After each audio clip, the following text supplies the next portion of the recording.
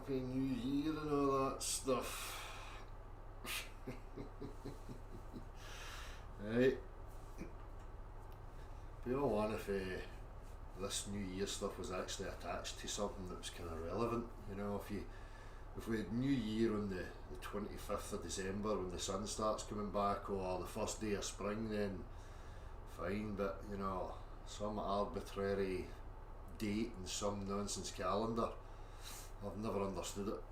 But anyway, you're the best, you know, for every day, not just because of the arbitrary cherry picking of a specific date.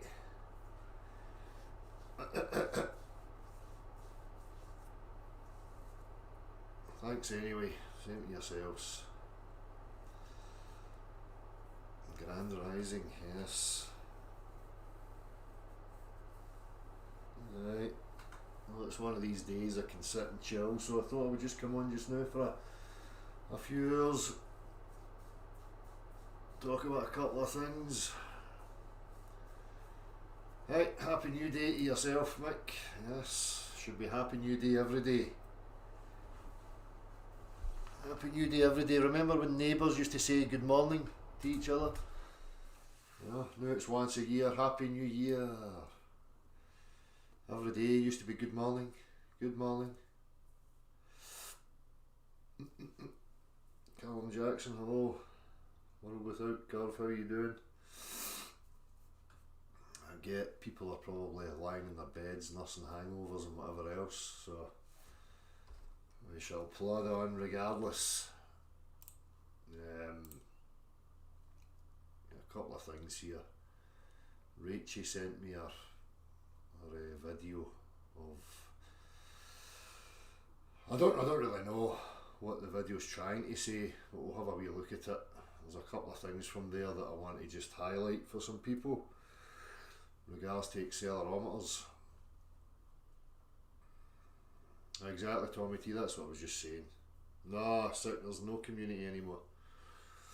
People are scared of each other. People have become so closed off and think that they're the most important thing, you know, ever, and the whole shebang's just about them and them getting to the top of the pile, and you know, community and neighbour just doesn't come into it anymore. People are not interested. You know, it's a sad state.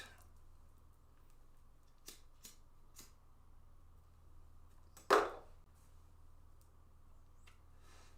hope you all had a nice time anyway. Obviously you lot never get pushed and lay in your bed all day. The fear porn is working, it certainly is. It's not just the fear porn, it's the driving of this consumerist, capitalist type ideology, you know, that's driving people. It runs and coincides with the whole narrative of dog eat dog. You know, it's just about you grabbing what you can for yourself and getting on with it, you know. But people are so far removed. There's still other cultures and areas in the world where people don't live like that. You know, the way we live is still alien to some people. You know, but people forget that. People get so hemmed into their little bubble of reality that they keep projecting that the whole world, this is the whole world, their little bubble is the whole world. It's not the whole world. You know, there's still factions of people who live a more natural lifestyle, who, you know, can't even conceive of the mind warping, demented derp that the Western, you know, world puts itself through.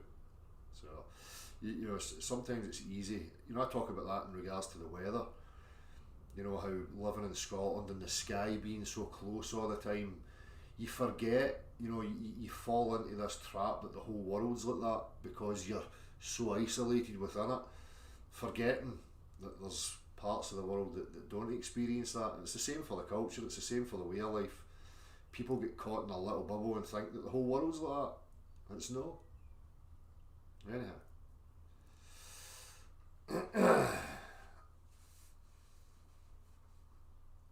Fuck, about 24 quid fat plane for 30 grams.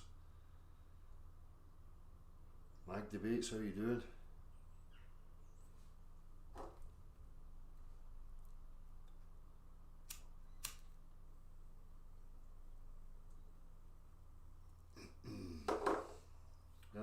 as I say, so people don't have anything else to relate to. So they think that's all life is, that's what they've been shown. So is it any wonder that people are pursuing these things? Well, anyhow, let's have a wee look. Let me have a go here. Spam. For whatever reason, Rachel's message came into spam. So Rachel sent me an email with this little video that I'm going to show you. And highlight how some people, through their own bias, while professing they don't have a bias, miss some obvious things, because when you have a bias, your clarity of thinking is just not there. And we have people professing they have a clarity of thinking and they're operating from non-bias, while at the very same time displaying that they have a bias, because you know the depth of their thought on what they're presenting is just no present. You know, and they miss so many obvious things. Rachel sent me this. Hey, Rachel here, hope you're well. Here is a video I put together that shows evidence of bendy space-time gravity. Now again, you know, we can look at evidence and how evidence can be a bias confirmation of presuppositions and interpretations to fit presuppositions. And again, bendy space-time gravity, again, the things that we're going to see here, we're talking about uniform downwards acceleration, the invocation of a force that can cause a uniform acceleration of all matter, gas, solids and liquids without displacement. So, you know, when we're looking at stars and starlight and trying to find out what light is, and this has got nothing to do with, you know, direct physics, you know, claims made about the physicality of our world, forces acting upon matter and how these things behave. You know, this is part of the cherry picking of a bias confirmation, trying to bolster your position when the things that you're grasping for have no relevance to the actual topic in the first place. It also addresses some issues I think you have with your theory. Again, my theory, I don't really have a theory. Mine's are just conclusions based on the practical, because the practical leaves me no other place to go. So, again, you know, the theoretical aspects is because not everything's been figured out. We're still relatively brand new to this, you know, and there's a process to that. There's a time to, you know, let that set in, and then to think about moving forward and think about other ways of looking at things. You know, we can talk theory there from a position of non-investigation. I don't know what aspects of my theory we're talking about here. Like me, I believe you are after the truth, and we should try to leave biases out of it and address what the evidence shows. Of course, you know, again, we're going to see why somebody like Rachel doesn't leave a bias out of it, and who is operating again from a bias and misses very simple things because of that. And again, address what the evidence shows. Well, evidence again can become subjective. Again, if you're starting from a presupposition, you're going to seek to look for things that bolster your position. That doesn't lend credence to your position whatsoever. You know, I'm not trying to give some you know, arbitrary explanation for non-demonstrable things. I'm not sitting here claiming uniform acceleration of gas, liquids and solids and then seeking to look for, you know, little sideshows to bolster that position. That's not me that does that. And again, there's certainly no any hand waving here. I'm going to go through it. I'm just going to avoid the parts about, you know, bending light, round planetoids and whatever else, because we're talking about light, we're talking about optics again here. You know, again, the main premise is uniform acceleration of gas, liquids and solids without displacement, and, you know, the grounds for why you would request that, and that comes into the grounds in the realms of physicality. Right? Like those that hand wave dismiss, you cannot accelerate gas, solids and liquids all at the same rate, and that acceleration shows displacement. Well, that says it all there. You know, so let me see. I'm just going to show you the video, and I'm going to skip by these little bits of. Not that I'm trying to avoid any of this. Again, it's up to these people to demonstrate to me how, you know, trying to analyse light optical phenomena somehow lends credence or any relevance to uniform acceleration of gas, liquids and solids. I just don't see the point.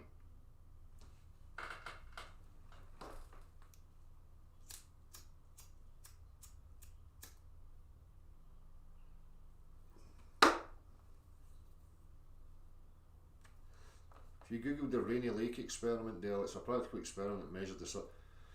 Were you measuring the water with what? What are they measuring it with? How are you measuring something more accurate than any man-made device? What did they measure? Define what you mean by they measured. I'm pretty much going to guarantee you that it's somebody looking visually. Send me a link to it or tell me in the chat box. What do you mean measured curvature? And if they're measuring curvature over, you know, bodies of water and you're saying the surface is curved, then you better go and tell all the engineers and architects and all these people who are operating from Euclidean principles and applying that geometry to the practical, right? Because something's wrong. You can't be operating from Euclidean principles on a curved surface. This is again the cherry picking, this is the seeking bias confirmation. Somebody says they measure the curve in the water. What do you mean by measure?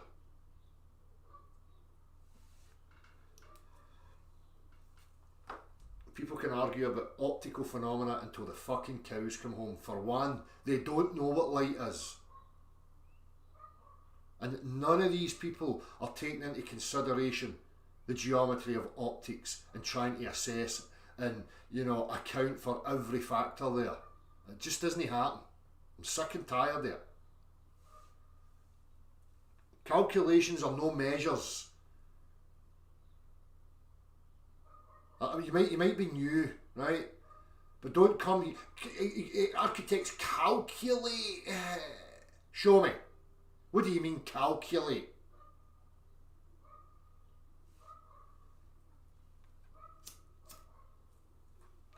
So Mr. Goat now has to go and get the blueprints from architects and engineers that use non-Euclidean geometry, that being spherical geometry, and show that in the blueprints and how that translates to the practical. Chop chop. Exactly, LJC, the water is the measure.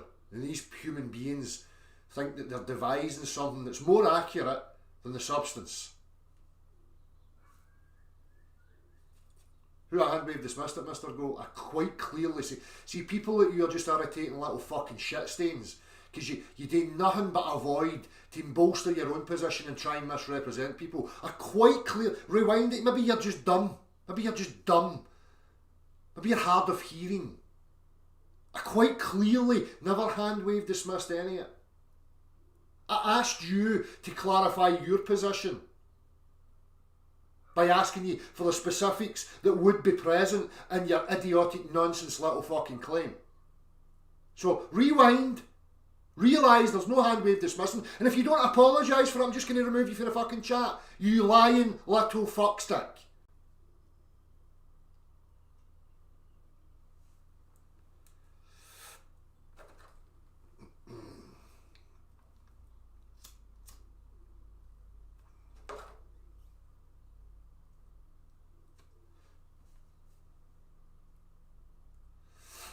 Is it Red Scotland? Uniform downwards acceleration. Okay, that's fine. Red Scotland, there's no place for you here, son. We're not interested in your religious nonsense. Your biased, cherry picking, fucking absolute buffoonery.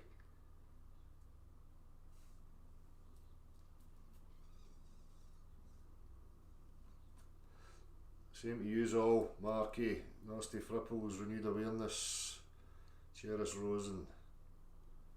Tanya, same to yourself.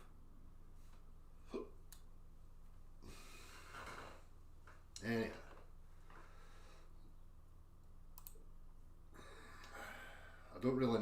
need much of this, so I'm just going to get to the relevant points. So Which would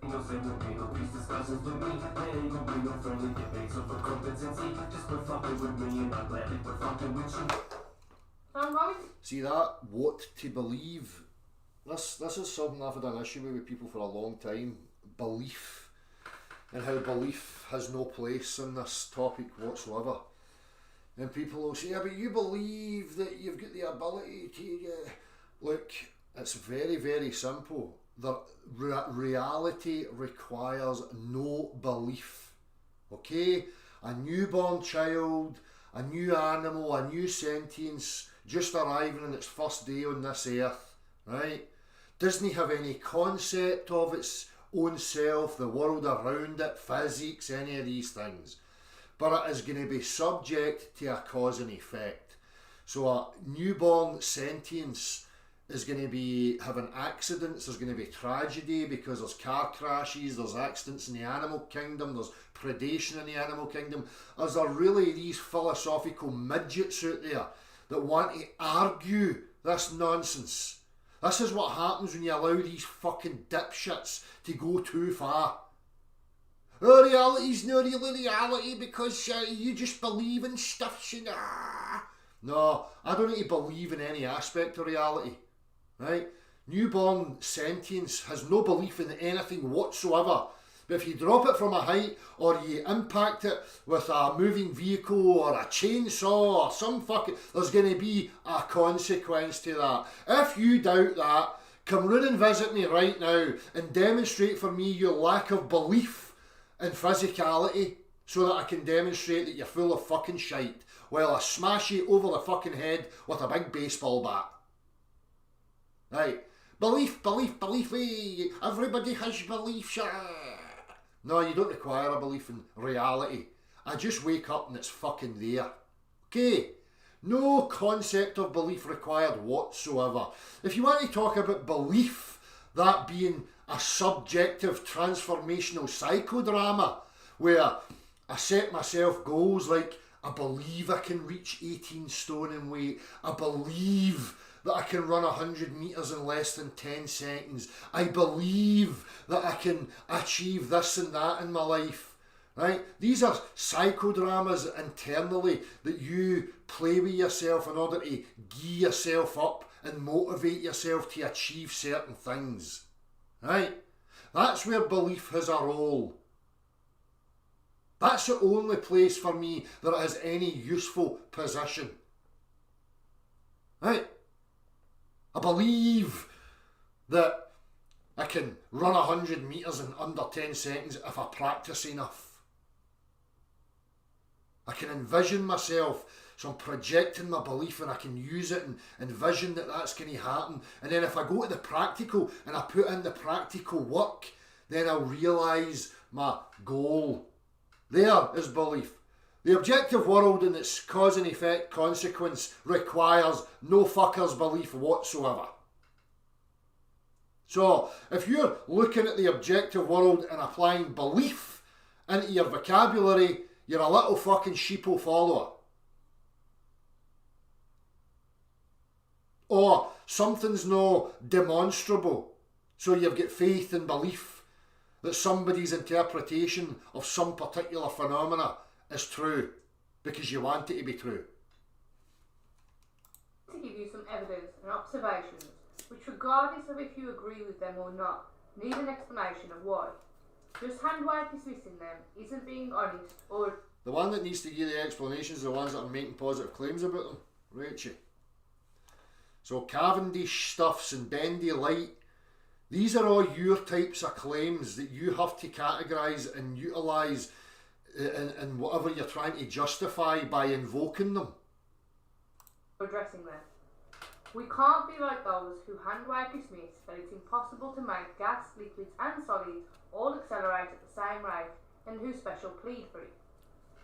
So first, let's start with space-time being curved. We have the Eddington observation. This shows that the path of the starlight is bent. Why would it be bent? Space-time is bent? What else could it be? Well, what are you talking about in regards to that? Again, this has got nothing to do with motion, right? If you're talking about light, and this is where people get into ethers and bendy space-time, we're talking about matter. You know, like if you understand, like putting a ball or a solid piece of lead into water, you displace that water, and now you would say at the surface of the matter that there's a warping of the water, because now the water has to conform to that solid, right? We can see that and play that out with these sorts of practical examples, and trying to lend credence and aid people to understand what these people are trying to talk about. So if you're talking about light being bent because of the presence of matter, then matter what's bending? Space-time, is this another terminology for an ether? Are we talking about a substrate of reality? Are we talking about the thing that gives rise to matter, that sustains matter and holds it in its form? So we're talking now about a substrate of reality, something that we don't have an actual physical, grasp on, because it's metaphysical, right? Or it's in some other form that we, can't fathom or comprehend yet. This is what they're talking about. Ether, bendy space, time. It's the same thing. Just categorise it as a substrate of reality. The thing that holds reality to what it is, gives rise to matter and the forms of matter. Right? If that's what you want to talk about. I'm not saying it indefinite. I'm trying to help these people to better, communicate their position. Because I'm trying harder than these people are to convey their position. Which says a lot about them and a lot about me. Right? Because I always try and remain neutral and trying my best to conceive of what these people are actually talking about. I don't just hand wave dismiss it. Right? But now to invoke bendy space-time is just a reification of the phenomena of the observation, and you're reifying it as bendy space-time. What's light? What are these apparent planetoids or stars that you're talking about? What are we actually talking about here? And what relevance has this got to motion, forces that create motion? And not only that, uniform motion in a particular vector. It's got nothing to do with it. Again, this is part of this confirmation bias. I want my globe to be true, and I'm going to cherry pick and grasp at these things that I don't comprehend and nobody fully comprehends, and I'm going to try and superimpose that as lending some credence to my globe. So again, what is light? What are you talking about with bendy space-time? What is that? Is it a substance? Are you talking about it in the same breath as somebody mentioning ether? Because there's a place for us to have that discussion, which I will get to later on. Then you have other observations of gravitational lensing, again showing the space is bent around masses. When the moon passes in front of the sun's disk, it darkens the sky just enough for distant stars to become visible. There have been many photos... See, bending the space around masses. Space is not a property. Right? It has no components to it. What are we talking about? Of total solar eclipses, but this one is special. Right, so we've got past this, right? We're talking about all the lights refracting and stuff, and I'm seeing stuff that theoretically are behind that, and now I can see it because the light's bent, or I can't see it now because the light's bent and it's behind. Right, whatever. This is a whole other conversation. Right, let me just keep going here. Right, Cavendish. Same again here. Right, what are we looking at now? Right, well, there seems to be this attraction. Well, again, what's attraction? What are you talking about? Right? What's attraction? Is that the same as pull? Or are we talking now about a flow of some kind? What's being distorted? What's being warped? Just because you say space-time and somebody else says ether, we have no further clarity in what the fuck we're talking about. If we keep it simple and talk about a substrate, something else, some thing that's present that's given rise to other things, then maybe we've got something to talk about. But by jumping on a bandwagon and saying it's space-time or ether, you're creating a dichotomy. You're creating another sides of a fence here that's confusing for people. Because you are both acting like you totally comprehend what's actually going on. When the reality is you don't know what's going on.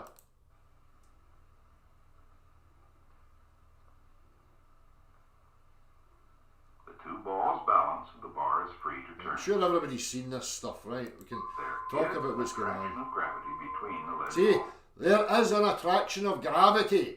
Reifying. Taking this observation and superimposing it to fit their bias. Hollow them out. Hollow them out and show it.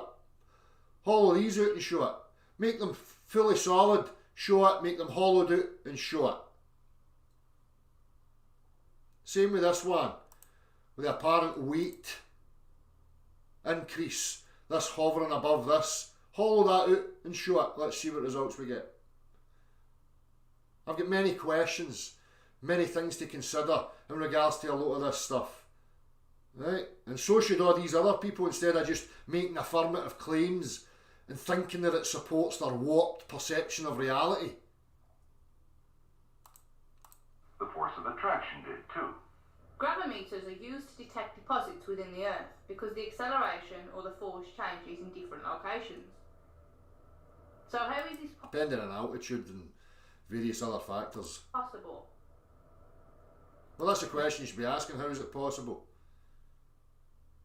Right, and this is just somebody getting these minute, tiny wee variations, readings, right? But this is the one I wanted to get to. Acceleration is up. We can use the accelerometer to show that the acceleration is up and that there is no acceleration when falling. Here you can see I've synchronized my second camera recording with my screen recording. And when I set the phone down, the phone is experiencing 1G on its Z-axis. You'll also notice that I've strapped a 2.5 pound weight to it.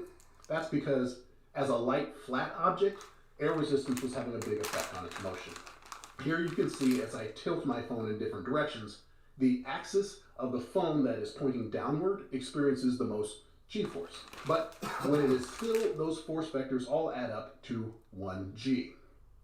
Then I go over to the sandpit to drop it. Note When he said still 1G. It happened pretty fast, so I'll slow the next one down so you can see what happened. When I drop the phone here, it registers 0G as expected until impact.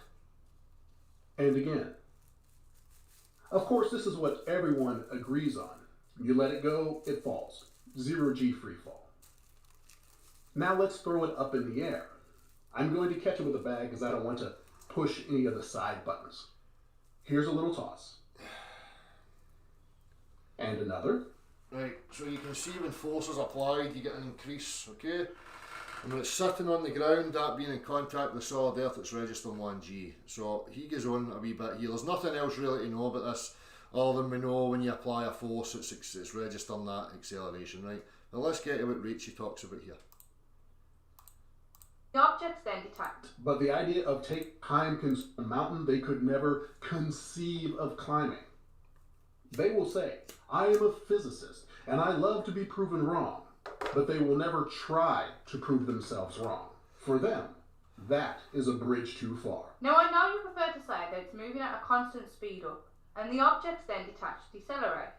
However, there are multiple problems with this, which I think we should go over. Yes, and this is where Rachel misses herself. Well, she's trying to not be biased and all that stuff. First, back to the accelerometers. They show an acceleration up, not a constant speed up. Right, you get that? Right, an acceleration up, not a constant speed, right? Right, we'll get back to this in a minute. If objects were decelerating, the accelerometer would show an acceleration, aka a deceleration, in free fall. So what does Rachel mean? Negative! Right, here's what Rachel misses. Right, let's go back again. Now I know you prefer to say that it's moving at a constant speed up, and the objects then detach decelerate. However, there are multiple problems with this, which I think we should go over. First, back to the accelerometers. They show an acceleration up, not a constant speed up. Second, if objects... Yes, they do. Here's the thing, Rachie. When it's on the ground, it's a constant 1g. Your problem is that you're so warped in your own perception. You're starting from 1g. The calibration is no forces acting upon it. That being zero force, 0g, free fall. Okay? So in free fall, no forces acting upon it, no acceleration. Now, when it contacts the earth, it goes from 0 to 1, an acceleration. Then again, when you let it goes from 1 to 0, another acceleration or deceleration, one and the same thing. Your problem is you're starting from the 1g and expecting to see negative. You're witnessing deceleration and you're witnessing the constant, Rachie. When it's on the earth, it's registering 1g. Constant. Okay? When I let it go, it registers 0. It goes from 1 to 0. Hang on to now. 1 to 0 would mean an acceleration. Or we can use the word deceleration, both one and the same. So you're now on here claiming that it's showing an acceleration and that it's not showing a deceleration, when it's showing you that there's a constant and that the calibration point is 0. So let me help you here. Let me just switch this after now. Right? Again, this is what happens when you think you're smart and you think you're no bias and then you get found out, because there's people out there that are honest and they're going to catch you all the time.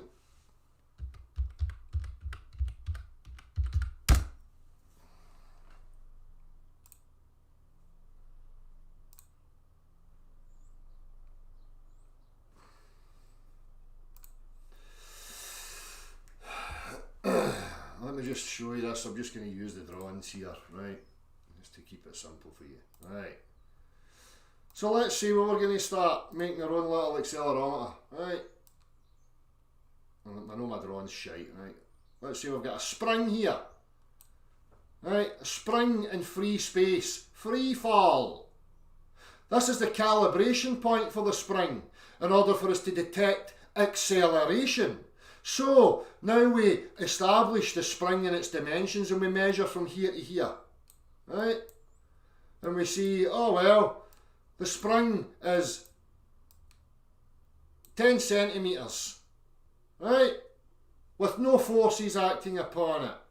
Now, the spring is in contact with the earth and we measure the spring again. And we see, well, the spring's now decreased in its length to 8. So when we see that compression and that spring stays in that constant compression from 10 to 8, we'll just call that 1g. Right? Because what we're saying is there's no a force acting constantly on it, keeping it in its compression. Right?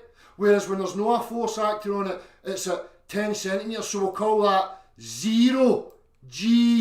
And 0g is where we start. So, now that it's in free fall, there's no acceleration. Then it hits the earth and we see it go from that to that, so there's an acceleration from 0 to 1g, and then we have the constant. So you have to be careful about where you're starting from, what your axiom is, Rachie. So in that example here, your problem is you're starting from 1g and expecting that when you let it go, it should go to minus g. How is that even possible? The only way that's possible is if you try and categorise it like this. Right, let's put a crosshair here, right? And we're now on a lateral thing going that way and that way, right? And our starting point's here, right? So we'll say, right, here, we're at 0. But if we accelerate that way, and we accelerate, we now reach 3g's. Right, and that's plus 3g's. But on this side of my scale, when I go that way, in order to come back to here, I need to go to 0. So now I'll go here to 3g's and I'll call that minus 3g's. It's just g's, it's just acceleration regardless of what direction. So here, 0g is the axiom, that's the starting position. Free fall. No forces acting upon anything. When it contacts the Earth, it experiences an acceleration up to the constant, and then it equalises off and remains at a constant. Just as we witness here, when it's on the ground, it's experiencing a constant, not a continued acceleration. Here's another problem for you, Rachie.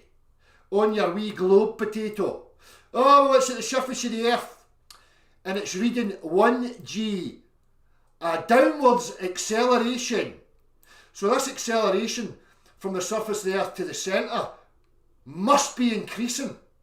Must be increasing, because your little concept is a constant acceleration. That being a constant change in velocity. That being faster and faster and faster and faster. So then, if I've now got a board over this at the surface of the Earth, and under it I've got a big fucking hole that goes down to the centre of your sphere Earth, and I remove the board, would we not expect to see an increase in the g, the rate of acceleration as it falls down the hole, Rachie, or any other glober? Huh?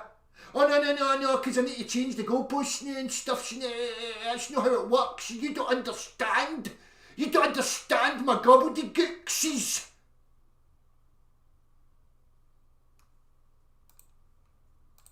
That's what happens when you don't think with fucking clarity.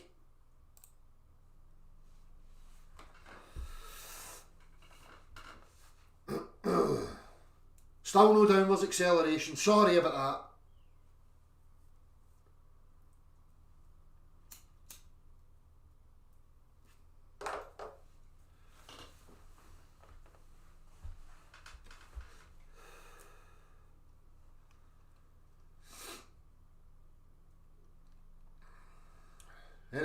Anybody not getting that there?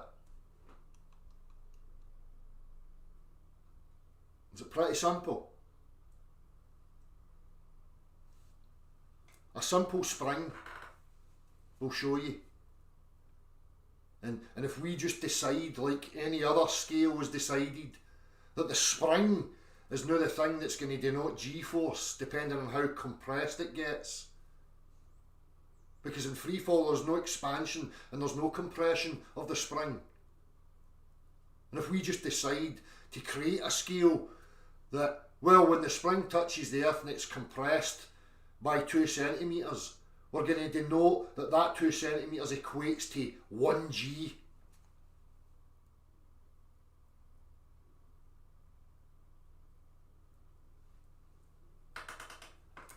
See, these people want to keep invoking acceleration.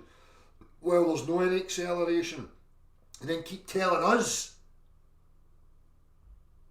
that you should see this and you should see that, but they don't even comprehend what they're talking about.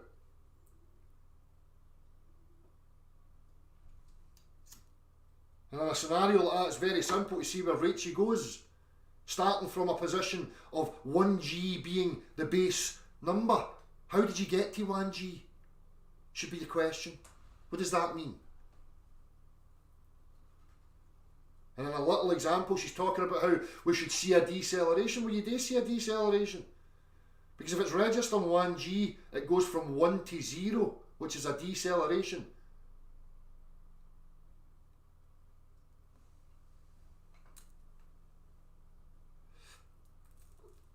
Well, this is the whole point, Mr. Goat. This is where people are going. This is where people are talking about ethers and space-time and blah, blah, blah. Right? And this is all because they're starting from faulty premises again. Right? Matter's inanimate. So matter at its inception would be stationary. This is what we talk about inertia. We've got all this nonsense piled on top of it. The true state of inanimate matter is stationary. But what gives rise to it and what gives it that value? That's the question. Again, I've spoken about this and said this is further along. But it doesn't detract. Because I don't know yet, doesn't detract from the practical showing you that we are in motion. You have to get by that part before the investigation can go any further for you. So there's no point in you asking me the questions when you can't even get by accepting that you're being shown that you're in motion already. It's pointless you even being here until you can go over that little hurdle.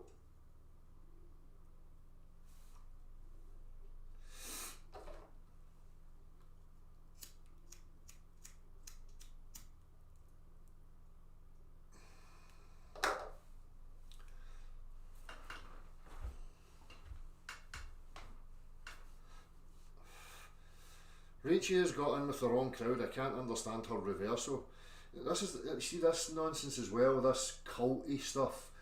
Rachie's got in with the wrong crowd, as if Rachie can remove responsibility from her own being and blame it on other people. Rachie's a grown-ass adult. Right? Grown-ass adults don't get to shuck responsibility and blame. Oh, I just get in with the wrong crowd. Maybe when you're naive and young and easily impressioned and influenced when you're young, you know, you can get away with that. Oh, I just get in with the wrong crowd and it warped my perception for a wee while. That's fine. But grown-ass adults, they don't get a buy. The responsibility lies at Rachie's feet, no anybody else's. Unless Rachie wants to admit, like I've seen many others, that she's not competent enough to think on her own, and that she's been influenced by idolising and you know lending herself to hierarchy and all this stuff. Then that's Rachie's responsibility to convey that. But I'm certainly not buying that a grown-ass adult woman is going to shirk her own responsibility by blaming bad people who's just influenced me the wrong ways. No, it's a fault. It's an error in your thinking. That's the problem.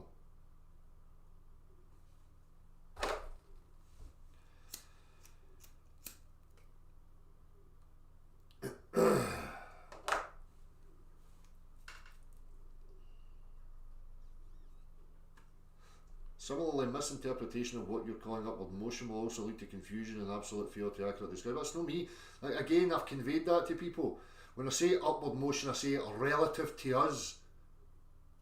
That being, from my orientation, the earth pushes up from my feet. From outside of it could be doing a circle laterally, it could be inverted at an angle depending on, you know, how I'm orientated and looking at it, or it could be moving in a uniform line up at an angle. I mean, I don't know. Again, you're talking about being removed from the earth. It's a description from the relative position of us as observers within the reference frame. Just as I said, if I put you in a sealed container and accelerated it in any direction, you would know what direction you were going in. And again, the Rachie one talking about linear acceleration within a reference frame that has these physics, and talking about how, well, when you accelerate up to a constant, why does the water not stay at the back of the sheet? Because it's alright, it's been overcome by the reference frame itself. If I had three-dimensional space with nothing in it, right, like this,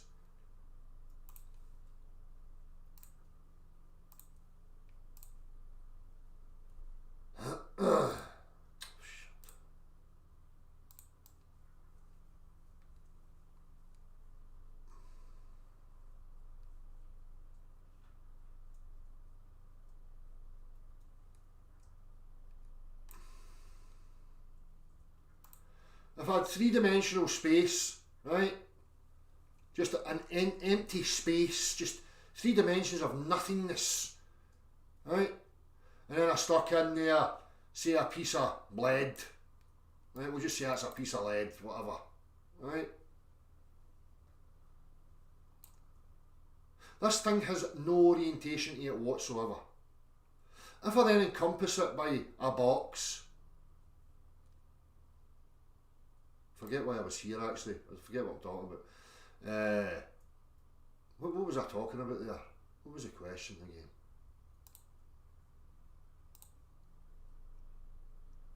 Let me find this. Oh, aye, the relativity fucking thing, aye. So, you know, here there is no orientation because there's nothing to dictate the vector because you need motion. The antecedent to a directional vector is motion. So now if I accelerate this in that direction, right, from 0 to 50 miles an hour up to a constant, and it now impacts this, so that's now pushing on this, it's just going to continue to push against that at a constant 50 miles an hour. Right, now to this here, its vector now is an upward push with the subsequent opposite and equal, that being a compression here, which we call down. No actual motion downwards, just a compression here. And this is what creates the buoyant upward effect. So from here, you would say, well, it's an upward push because that's your orientation. The vector comes right through you like that. That's your plumb line.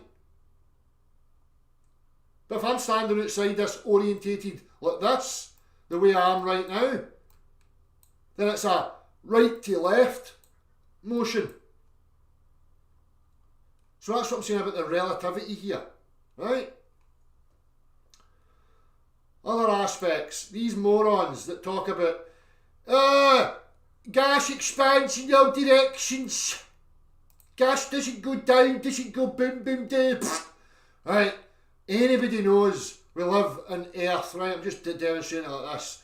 Now when I'm here, down here, there's a set pressure. If I go up a fucking mountain, right, there's a variance in pressure. Right? So we have a gradient of pressure. That being that when I'm here at the surface of the earth, there's more pressure. If I'm holding a bag of crisps or potato chips or whatever you like, here at this elevation, and I start climbing the mountain, the bag of potato chips or crisps, the air within there expands because there's no the same pressure. And when we lower the pressure within there wants to equalise and it expands. Right? We don't have a homogeneous equal pressure from the top to the bottom and the left and the right. We've got other variables happening as well. Okay?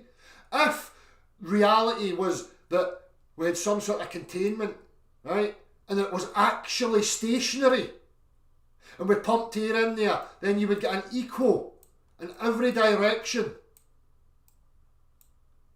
So it wouldn't matter if you were here or up here, the pressure would be the fucking same. If I now accelerate that in any direction, what I get is I get a compression here and less here. That's what we witness. Everybody can demonstrate that. Gas, liquids and solids, accelerate them. You get a compression as the inertia, the material wants to remain where it is.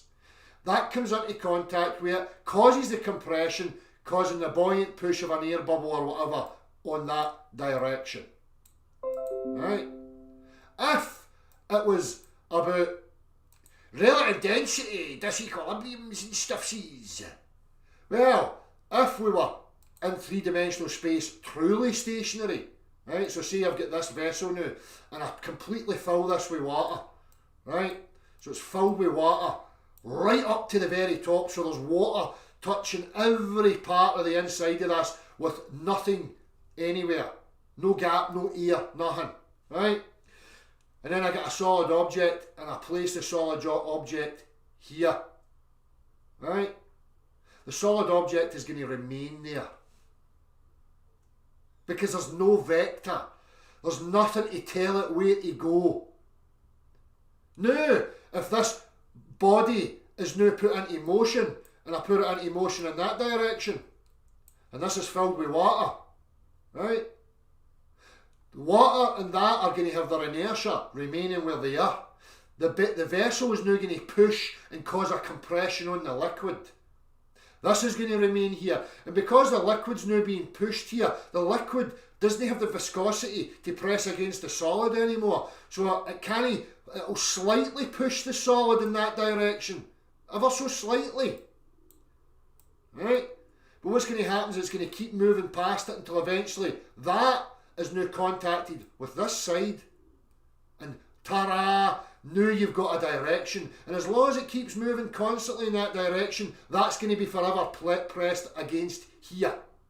Or if I want to now put it into motion in that direction, it's going to correlate. That now is going to remain where it is. The compression is going to be felt all through the body, and that is now going to be here. Now as it contacts this, and this is now in a constant, say 50 miles per hour, that here when it's touching this, we can call it at rest. Not stationary, at rest. It is resting upon the solid surface, because the solid surface is continually pressing on it.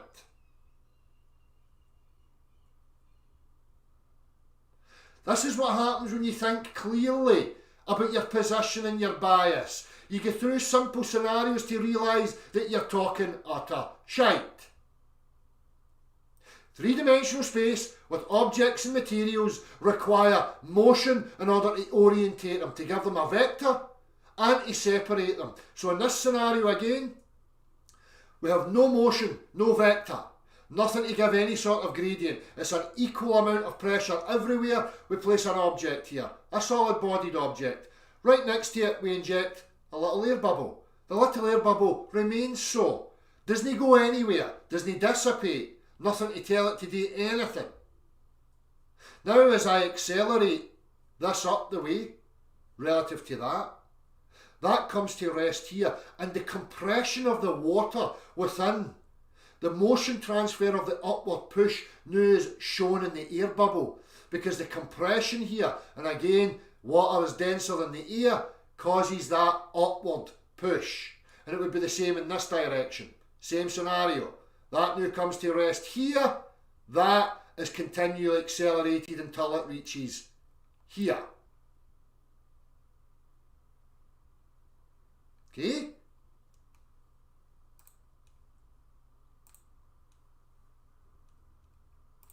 That's physics. That's reality. That's how things function.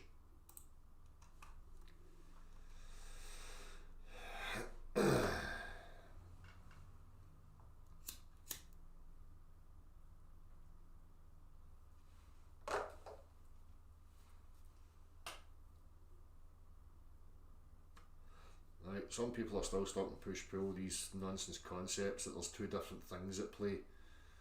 You know, this is the nonsense of magical forces. You know, and that's what would have to be present in the case of a vessel sitting still. You know, again, the multifaceted aspects of the forces that would be required. So in a scenario like this, you know, that we can all witness, right?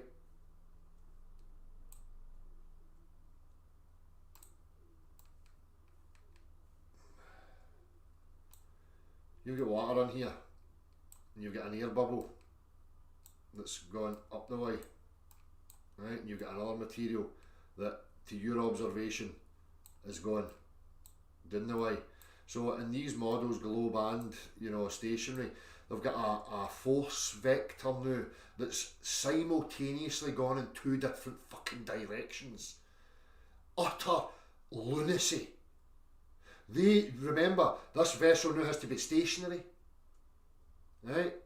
So now they need a factor, they need a force that's creating an upward motion and a downward motion simultaneously.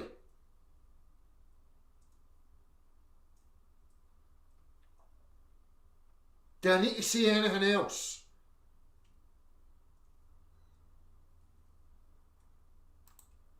Not only that, when it's in free fall, this simultaneous fucking double motion fucking force vector now has to cease with the upwards motion of the air bubble, freeze it all, and accelerate the whole fucking lot like it's all one uniform solid down the way.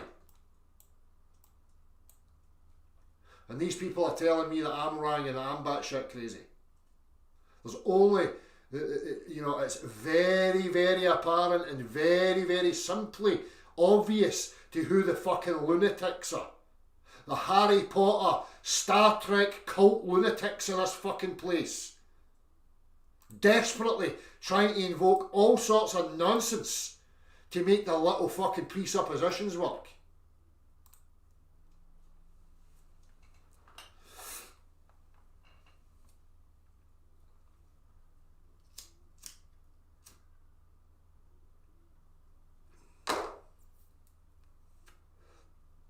You know, I wanted to keep hammering because I think it's vitally important. Again, you've got people professing about being objective and non-bias, and we've just witnessed Rachel. And again, you know, I'm not sitting here hating, right? I don't know these people on a personal level, but they're talking about their reasoning and the things they're trying to articulate.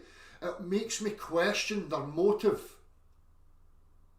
Why are they not trying to think clearly about their own positions and the things that they're putting forward? Rachel's witnessing deceleration and acceleration up to constants. Well, saying she's no witnessing it and asking for some negative or whatever, I don't know. Again, missing the point that your calibration point is the free body, free fall, no force. And from that, you're going to get an acceleration up to what you call as 1g, depending on what your utensils want to categorise and make that scale. You're going to see the acceleration up to that, and then a deceleration back to the zero again. We witness it all the fucking time. But you're interpreting it wrongly because you're now operating from a bias, which is false. And that's where you're going wrong.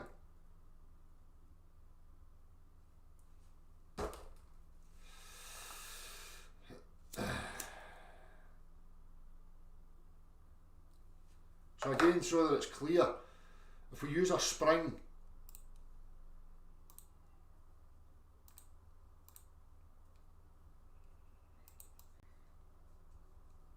and we decide that the spring is now going to be our accelerometer, and that's just a rough spring, right?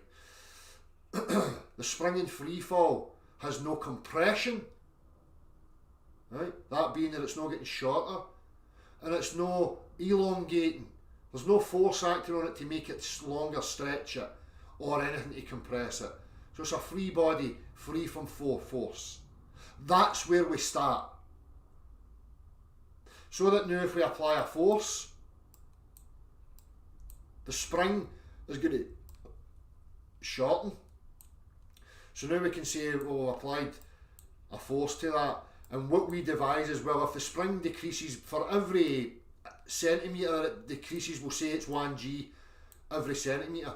So if that now decreases in its length by 2 centimetres with the force acting on it, we'll just say that we'll now denote that that 2 centimetre variation is now equivalent to 2g, because we are just deriving through our own little scale, our own little process, what a g is. Same as we spoke about this before. What's a foot? Who decided what a foot or an inch or a centimetre or any of these things were? Right? They're just man's concepts to demonstrate and try and measure certain things. So from this situation, we start from zero. Free body, free fall, no forces present. Then if we see a compression of the spring, we can tell that there's a force acting here, because as it resists we get a compression. If we now tie a loop here, right, and a hook onto it, and we now tow it in that direction, right, we're going to see an elongation of the spring. The spring's now going to get longer, right, because the force has now been applied here. The very same principle applies. Well, how much did it increase by? Well, it increased by 2 centimetres. Alright, so we've now got 2g going in that direction. From that point, hooked onto it and towing it. There's now 2g of force being applied here. How do we know? Because this end wanted to remain still and it was extended here. So it's extended in its length by 2 centimetres, ergo 2g. When I pressed it here, it compressed by 2 centimetres. So there was a force acting on it here of 2g. Starting point's always the zero. Free body, no force. So when we go back to Rachel's, and Rachel's asking the questions, Well, why you not seen a deceleration and an acceleration and stuff? Well, when it's on the ground, it's showing you. Never try. To say that it's moving at a constant speed up. Right, so when it's connected solidly to the earth, it's showing you a constant. Is that constantly getting heavier and heavier? If the earth was accelerating, that would start increasing exponentially, showing you more and more and more G. Its starting point And the object's then is free fall, there, with no forces acting on it. And you've seen it clearly go from 1G to 0G, decelerating. And then when it's back in his hand, it accelerates up to the constant. So there's an acceleration present up until it reaches the constant, the equilibrium. I hope that's clear for you, Rachie.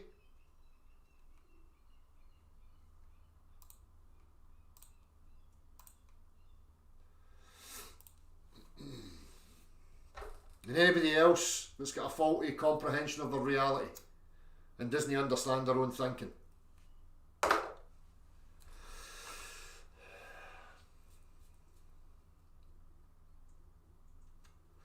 All the best, Marty. Hope you're having a good time, mate.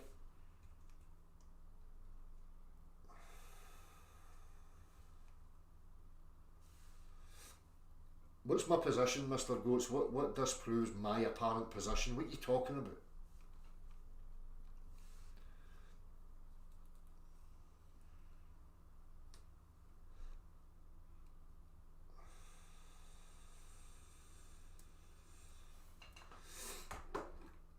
And then again, these people are even telling you, in free fall we're registering zero force, sorry. Well, where's all these mystical forces then?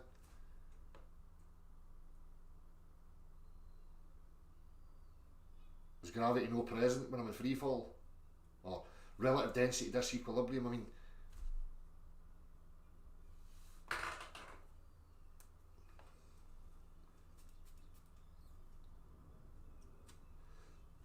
it's called is it Suicide Corner or something? Cheris Rosen. You know, talk about that. If you go too high, there reaches a point where the air density or the pressure's not enough for you to keep pushing off it. You know?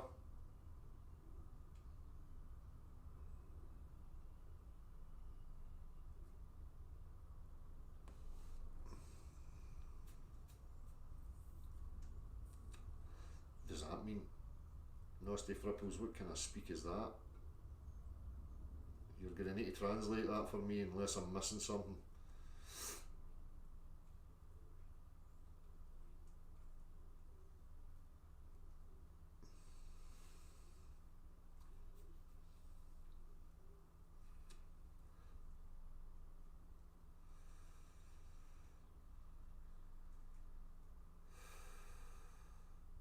Fourth coffee now.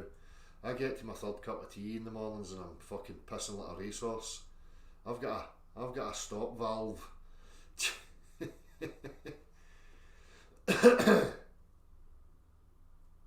think I need to learn to space them out. I could go a cup of tea right now actually. I think I'll direct Emma to the kettle.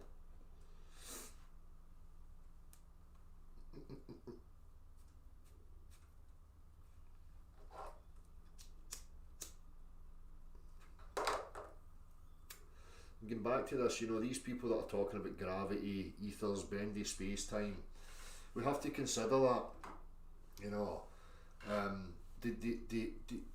got this kind of materialist paradigm where people think that matter just spontaneously appears in 3D space, right? And it's just itself in a vacuum and it just exists by itself. And I don't see anything like that in reality. There's a substrate to everything. So matter in three-dimensional space has to be brought there by something. Something has to sustain it. Something has to give it the form that it has.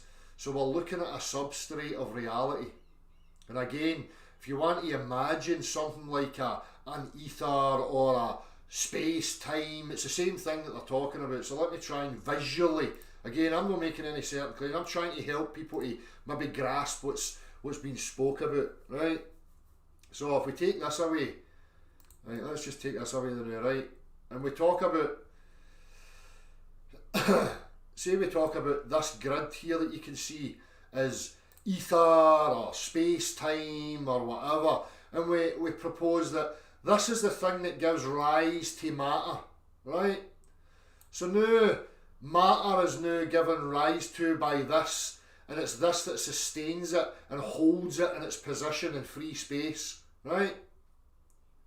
And we then come along, we encompass it with that, so the encompassing thing still is given rise to and surrounded by this thing, and that's then put in motion, right?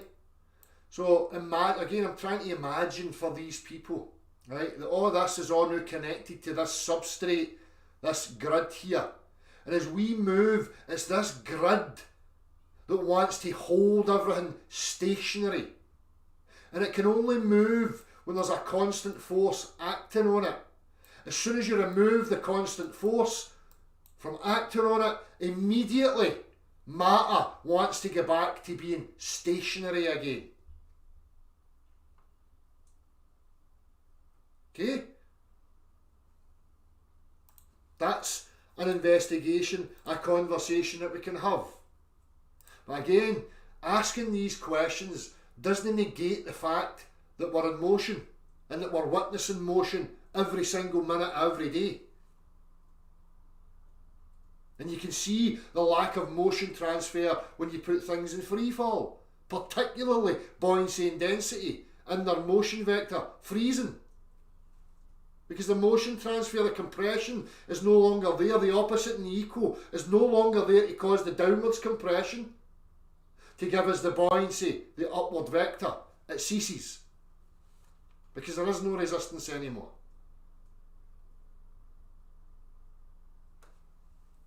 So, objects right now, like that, is at rest. It's no stationary. But as I say, we can talk about maybe there's a substrate that as soon as I don't support it, there's something that causes it, inertia, whatever people want. And it's inertia again is another description, another thing we need to talk about. But we'll use that just now. It's inertia, the property by which it wants to remain truly stationary.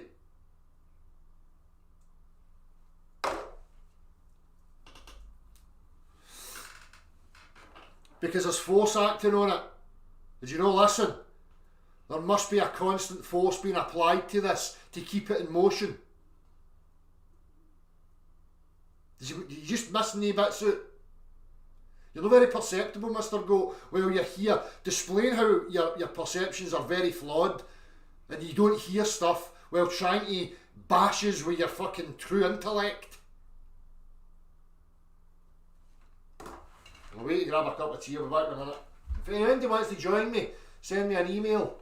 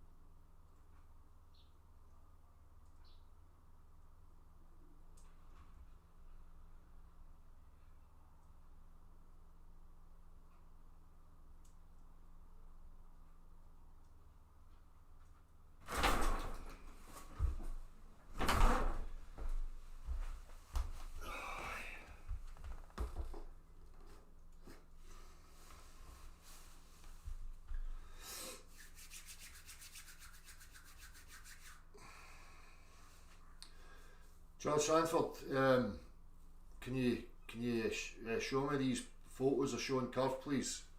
Can you show me them? Can you tell me where I can see it? Just send me one just now, just so I can have a wee look at it.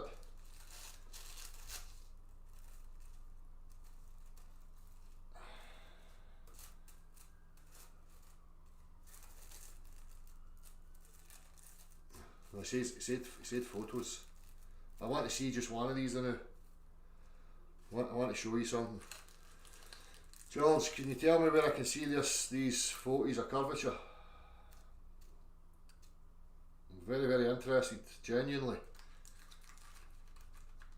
Genuinely.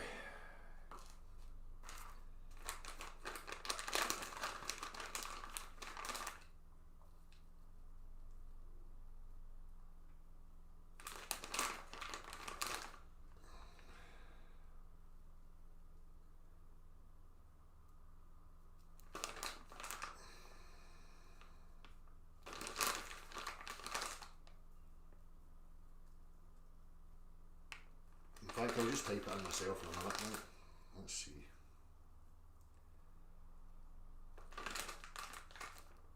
Let me just roll these smokes quick.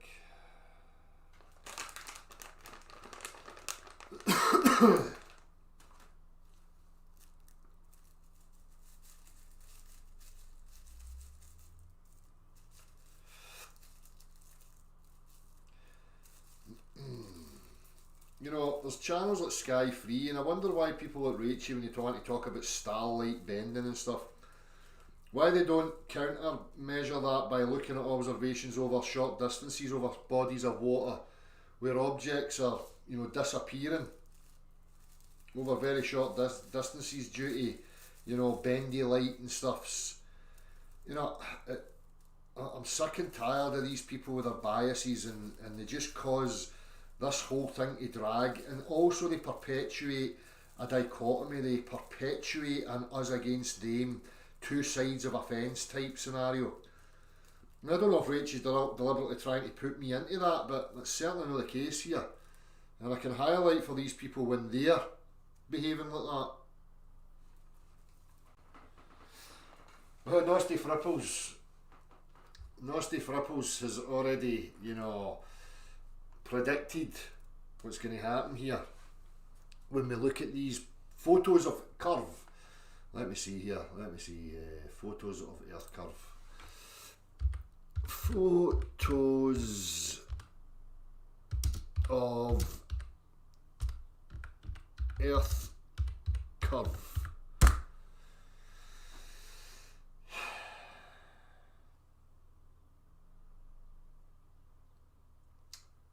Let me just screen share for you, right? Let me see here, screen share. Right, images. Right, let's see here. Right. Again, what's the problem here? Right? Massive problem, and this again is the problem that these people don't have, that these people come across because they're not thinking clearly. Right? Now, if I am on a ball, okay, now it doesn't matter where I'm on this ball, in their rhetoric, wherever you are on the ball, you are always at the top of the ball, regardless of where you are, right? You are always at the top of the fucking ball. So, if I look left or I look right, right, I should never see any sort of hump in front of me. Okay? Not only that, the only way for me to be looking at an image or a photo that's telling me that I am seeing Earth curve like that, well, there's a problem. Because the only way for me to see that sort of curve is if I am off the ball, like here, looking like that, or from the position I'm right now, looking at this arc portion of a sphere, right? You cannot stand on that sphere anywhere. If it was a sphere Earth, It's a geometric impossibility for you to be looking straight on and seeing left to right fucking curvature. It's nonsense. So all this, seeing curves straight in front of you, there's an issue. If you were angling down, looking at the circle of your vision, or a flat dish circle, fair enough. The only way you're going to see an arc in front of you is if you're off the ball, at a position here, because if you're here, always at the top of the ball, your head, how can you look in any direction and see an arc? The only way that would be possible is if you were on a cylinder, like this, and standing at one end, looking along the cylinder. Then you might see left to right curve. But they're not claiming you live on a cylinder, are they? So, to whoever it was in the fucking chat box, yeah, photographs your curve. You still going to keep making that statement? You still going to keep saying that? Well, you know now, it's impossible. Because again, just to hammer it right home, if I'm standing looking at a curve, right, and I can see that much of a curve, then I complete the circle, which is in front of me, and then I look to the left. What am I going to see? Another curve that way? What, have we got a sequence of curves like this? What kind of fucking earth are you living on?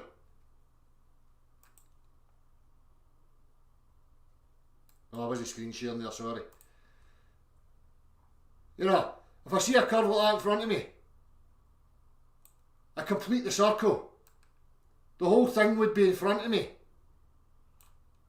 Then if I'm looking to the left off of this circle, I must be seeing another curve here. So I've got another circle. And then if I'm looking that way, I've got another curve with another circle. So what does that translate to? If I'm standing looking at a curve that way, then I have to look in that direction. What am I now seeing? Another curve that starts from here and goes like that. Then if I'm looking down this way, I'm seeing a curve that goes from there to there. And then another one from there to there. Fuck off.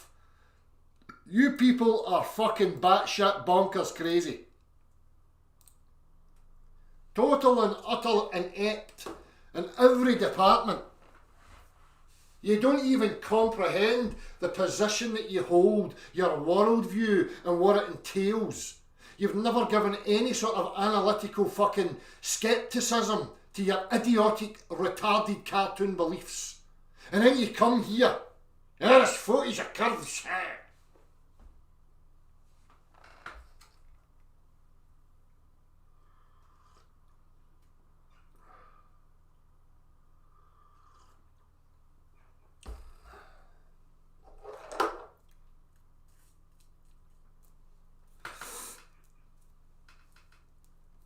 I don't know, Knox.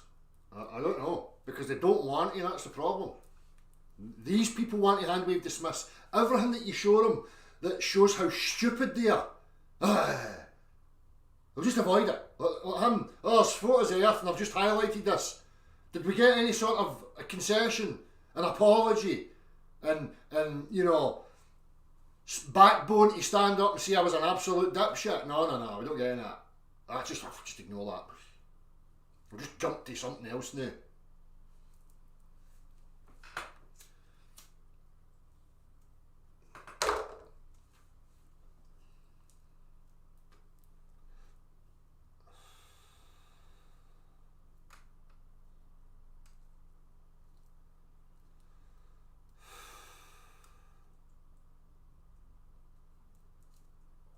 How you doing, Trev? Hope you're well.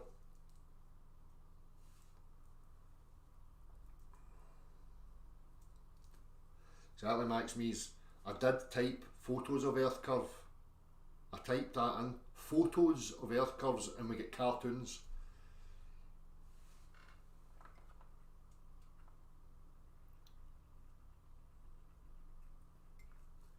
Oh no, but there was a real one.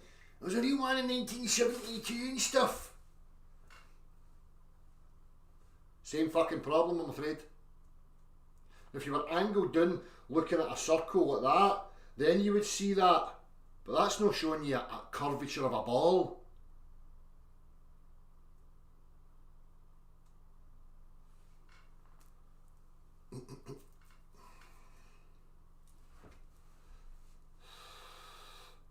Or as I say, if you were off the ball and you had the ball in front of you, like so that you're off the ball and it was sitting in front of you, you would see the top arc of it like that. But if you're on top of the ball, how the fuck are you seeing that?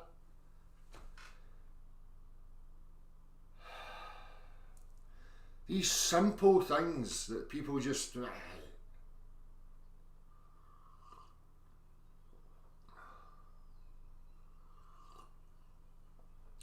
Mr. Goat, you're asking questions about that to people here that are not making any of these claims. I suggest you fuck off, son. You are an absolute incompetent, inept retard that we've just highlighted. And now you're here demanding that we answer to claims that none of us make.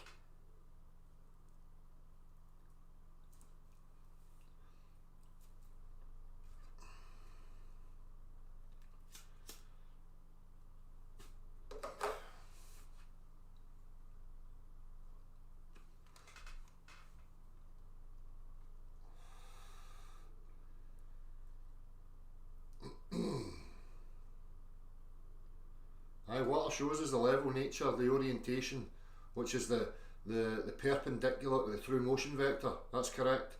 Water is displaced, so it has a surface that's horizontal that we call level, which is a result and effect of the motion vector. It's the perpendicular, the 90 degrees.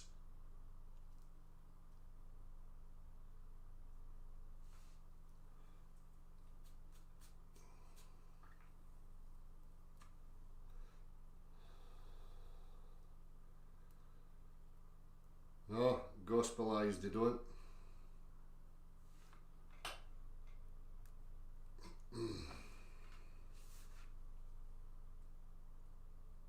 No, they don't. That's a relative.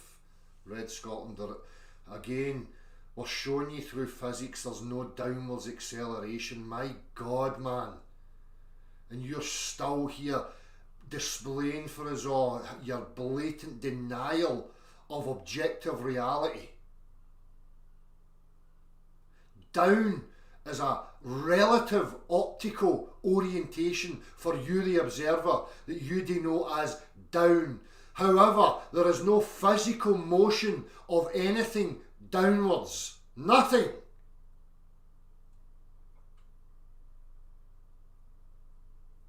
But your wee pea brain can't grasp that.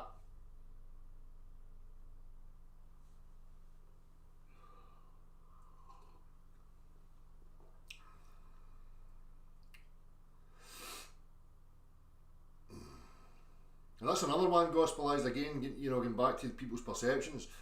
You know, you see an aircraft on the horizon, looks as if it arcs above them, then it looks as if it arcs down to that horizon. Do people actually think that's the radius of a fucking globe? Or the diameter of a fucking globe? Huh? They think they're seeing thousands of miles to each.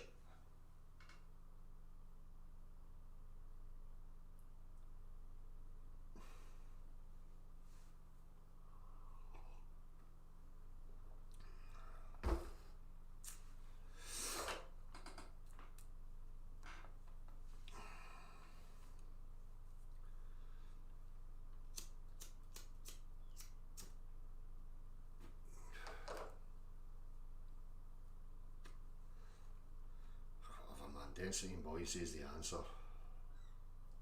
Now again, Red Scotland. Let me get back to the whiteboard for you, son. Right. Now let's see what you've got. Right. Density and buoyancy. I gave the example earlier.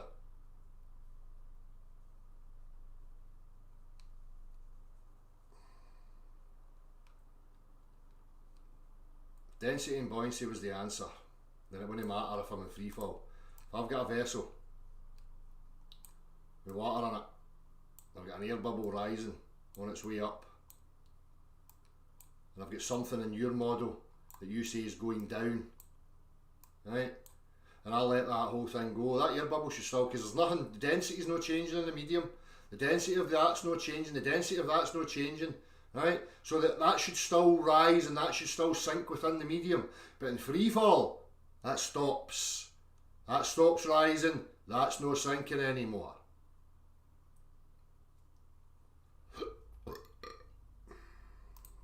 Stop talking rubbish. Density and buoyancy is not the answer. Density and buoyancy are effects of the true motion vector.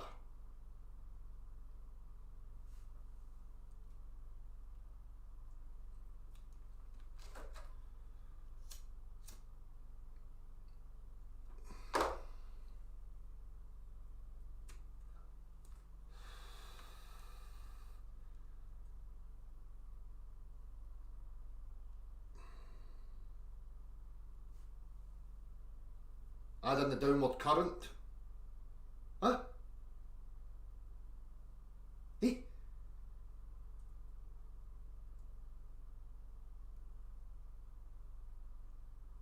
So just like the globe earth then, some downward current stops an air bubble rising and stops some from sinking, freezes it all and accelerates it all towards the earth because of electricity and reasons and stuffs, because Van de Graaff machines. You're in the wrong place, I'm afraid. There's some little cult groups that you can go and have your confirmation bias fucking reaffirmed. Yeah, I suggest you go there.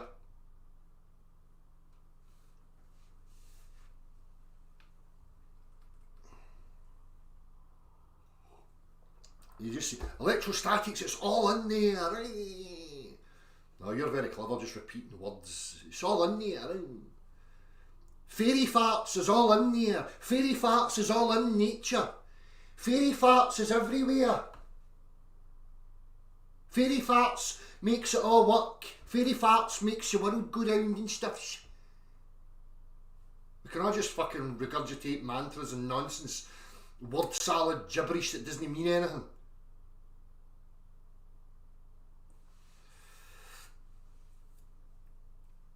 Cheers, Neil Paisley. Same to yourself.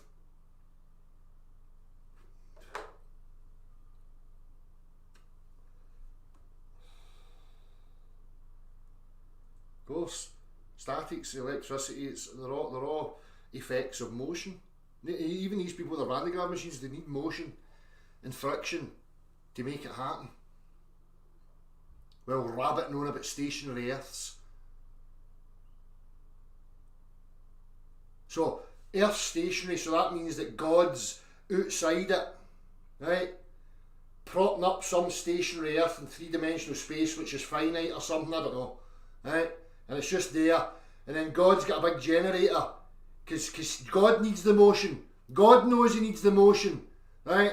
To generate the static, and to make the static flow between the capacitors of the stationary Earth thing or whatever.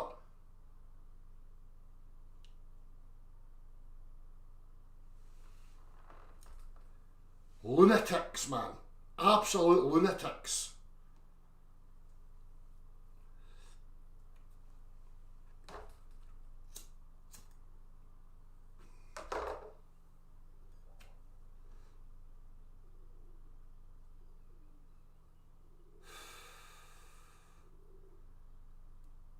The positive and negative charge is like, the Van de Graaff's like, it's like elevating something. I can use a magnet to elevate something off the ground. I can use air to levitate something off the ground. I can use static to lift something off the ground. You're just building a bridge to push something out of its position. It's got nothing to do with what we're talking about. We're talking about the directionality, the pressure gradient, the density gradient, the motion vector of buoyancy and density, and the causes of these things. Now again, every single one of these things that I've just listed can be demonstrated and inverted in any direction you like, using motion. None of these other people can achieve anywhere near that. All they have is little parlour tricks. Oh look, I lifted a bit of material up off the ground. When you see the electrical discharge or whatever, it's just like a little bridge pushing it.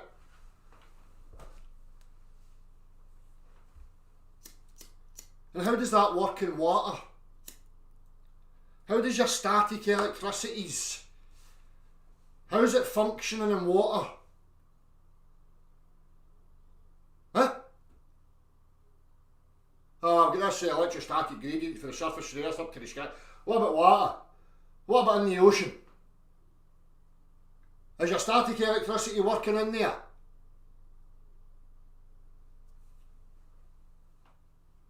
Oh, that's right, you forgot about the oceans and the water, didn't you? Fuck! That's what happens when you cul-de-sac yourself into bias confirmation and miss obvious stuffs.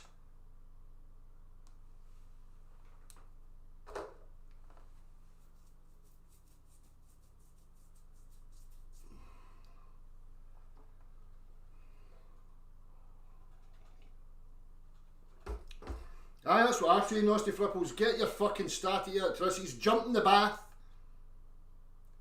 and show us you inverting the buoyancy and density, motion gradient and the pressure gradient in the bath. Use a toaster.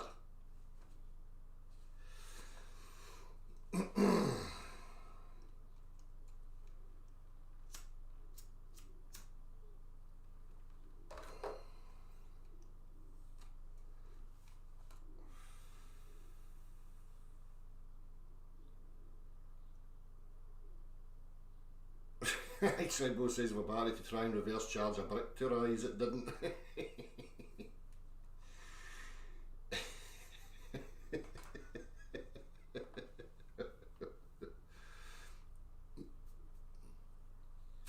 Yes, the fourth phase of water is plasma. Just gotta ignore this cretin now. I feel myself getting dumber engaging it.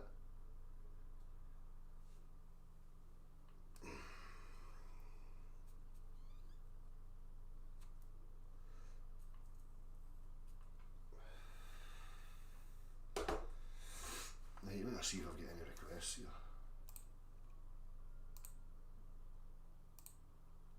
None. Nobody likes me.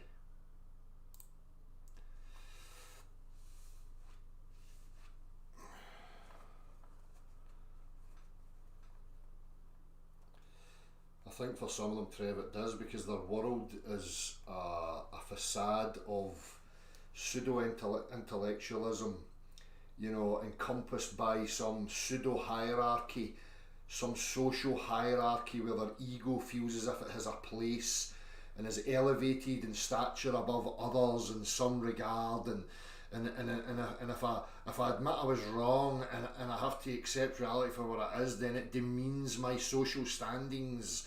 My little ego is so fragile, I can't handle it. So in that regard, I'm just going to ignore and hand wave the reality away and fucking hammer on into derp world with my utter fucking stupidity, so that I can try and maintain, deluding myself into thinking I still have some sort of stature.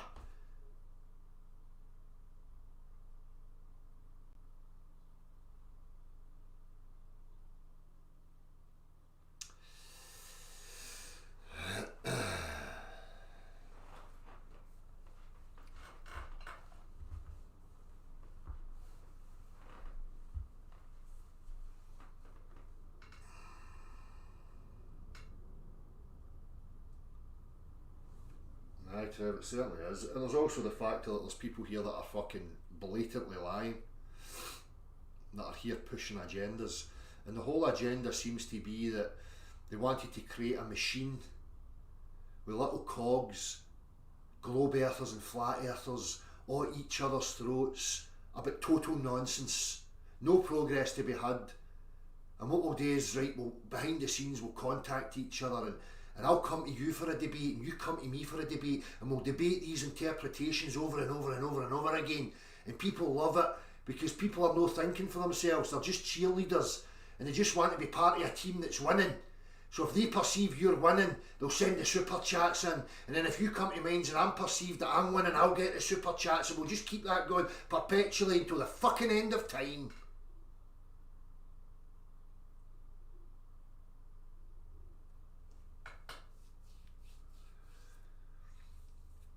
Deceiving themselves first and foremost, Andrew, exactly. I think there's people that operate from ego that self-deceive, and I think there's people here, as I say, who are not even engaged at any intellectual level. They're just here to gatekeep. They're just here to deliberately sow seeds and cause division and keep the false dichotomy present. And that's why they had an issue with me, right? Because I'm the cog that explodes their wee machine, the little fucking game that they've got going. Because I don't fit into the little fucking machine.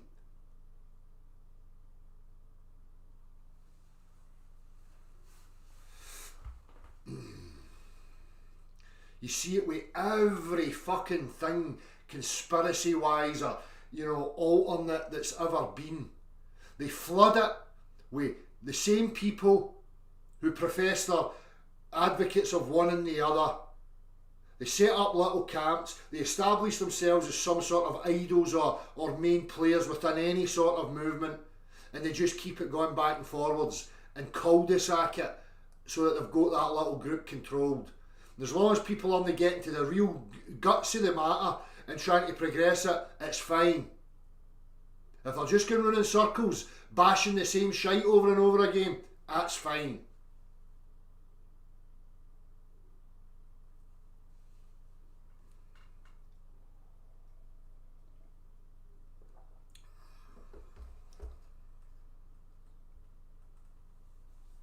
Yes, Trev, exactly, mate. I always said that. The time will come, time will tell. It'll be in the walk. The content. If we're remaining objective.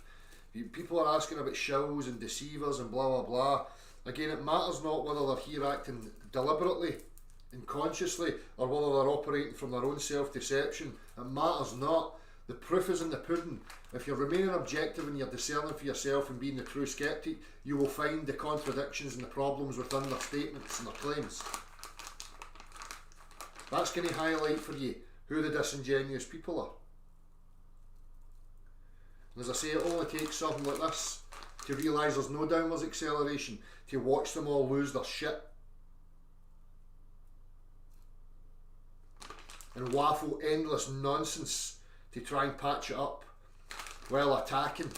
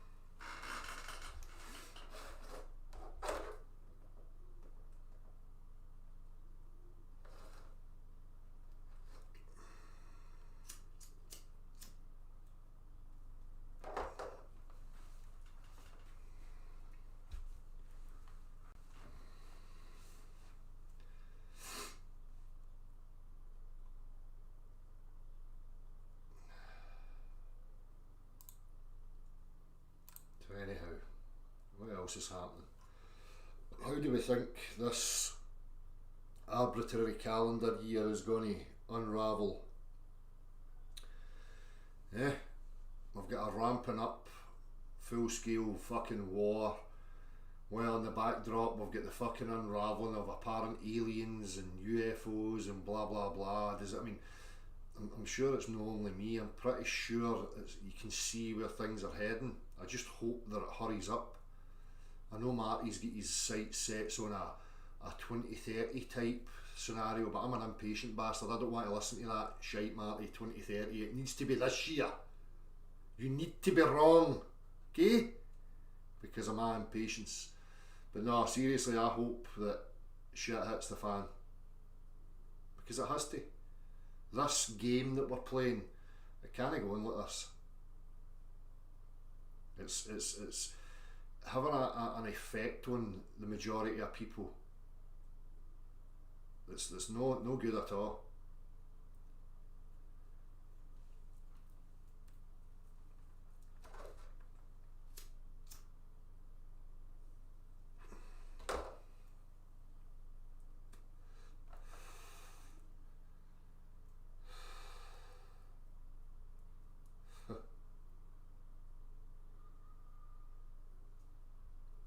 Are you still visiting, Marty? Are you back?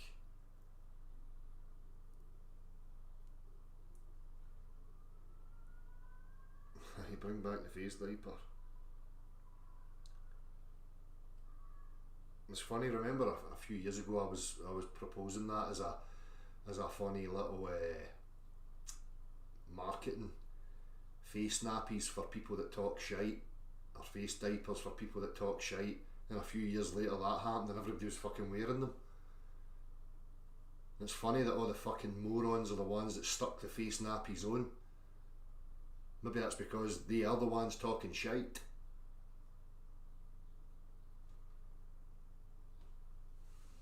Yep, exactly, Andrew.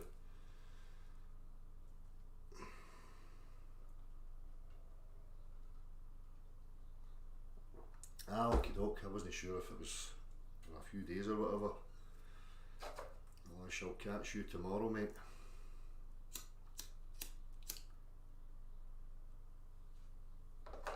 We need an Etch-a-Sketch shake-up, aye, that'd be great, Trevor. Just gone.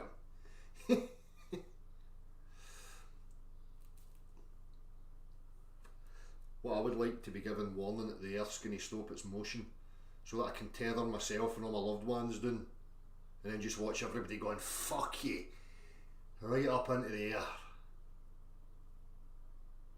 Now it's stationary, you fuckers. Now what? Look at you, stuck up there, you fucking ball-bag.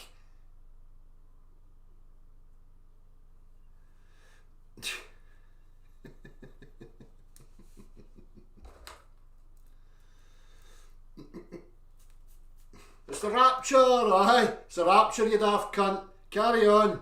Smash your skull right into the fucking dome. Go for it. Splat.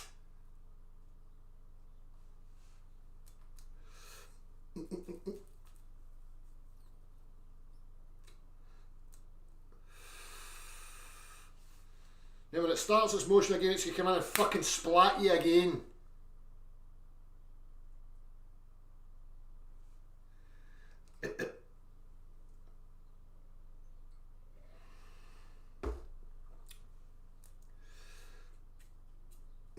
I spoke about that before, you know, if the rate of the reference frame altered, you know, say it reduced in its rate right now, all of a sudden your weight's going to decrease, you're going to feel a lot lighter, and you've built the muscle, you know, structure to deal with that pressure.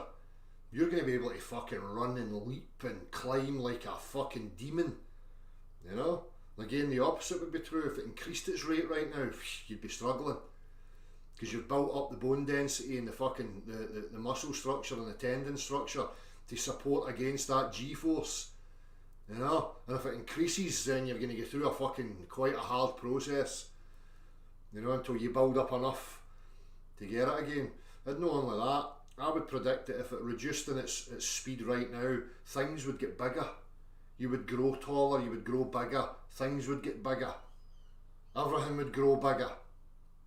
And if it increased its speed, then the opposite again would happen.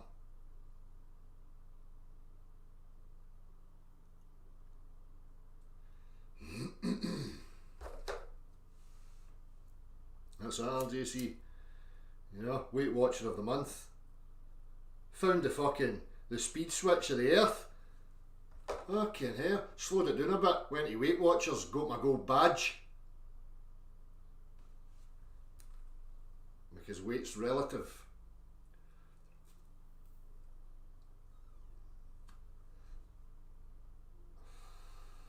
Yep, exactly, one man. compression here at the surface would be different.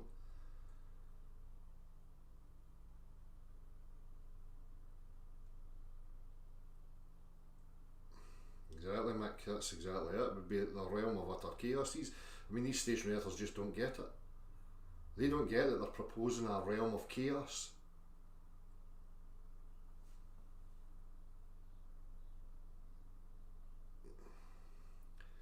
See, that's it with these Jupiter's Delight Mark 18 when Tyson spoke about that, Neil deGrasse Tyson.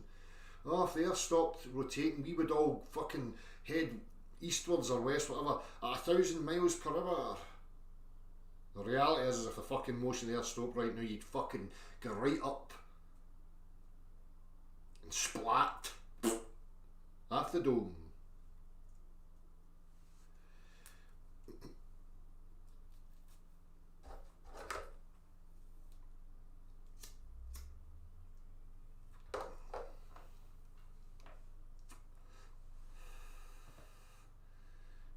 Things to talk about here.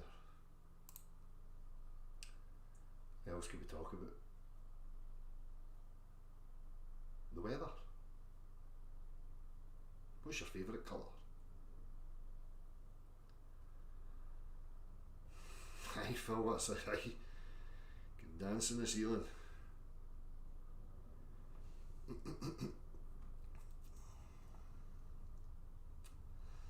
Aye, opinionated Glaswegian, good to see you. Certainly is shambolic, just a clown, a revered clown.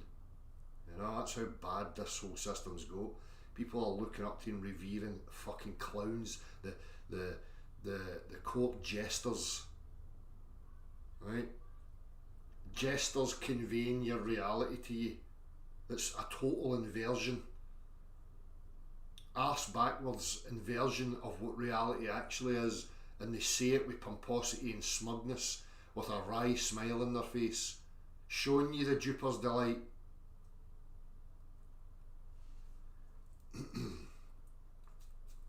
Exactly, Rickus Raticus. Waving at them. Bye.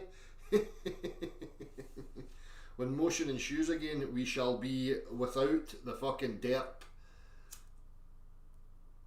The only problem is that when they start to peel off of the dome, you know, we're going to end up with them fucking splattered all about the place.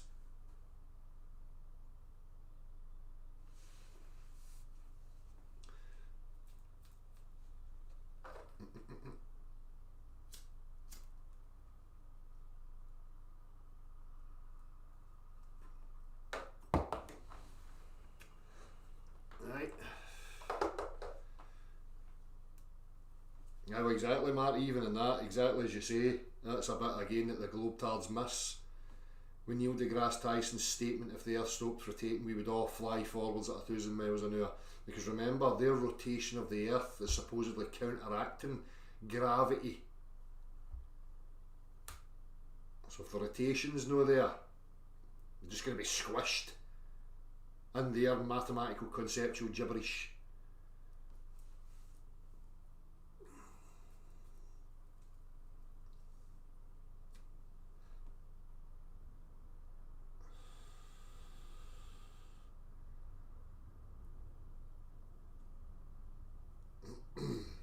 Gospelized, that's their rhetoric, that's globe earth rhetoric. That's what they claim.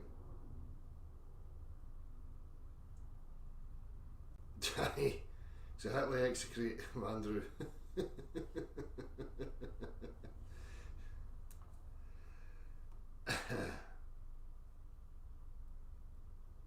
What experiment are we to look at now? What are we talking about here, Mr. Goat? What's your experiment?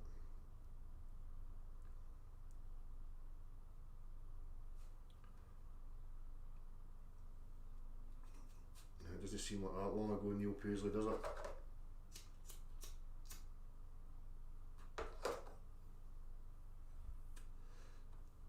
Right, I guess get everything you love bolted down. Just saying Lucy hello there.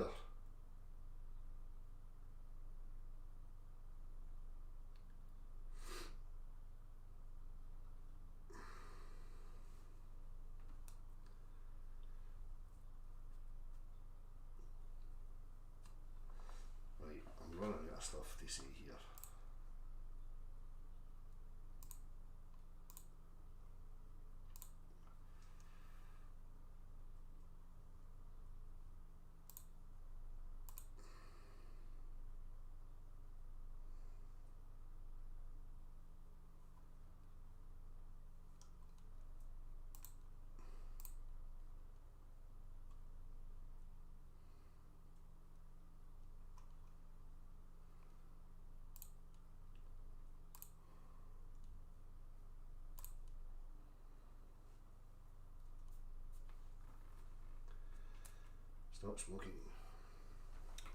If I stop smoking, am I going to live forever?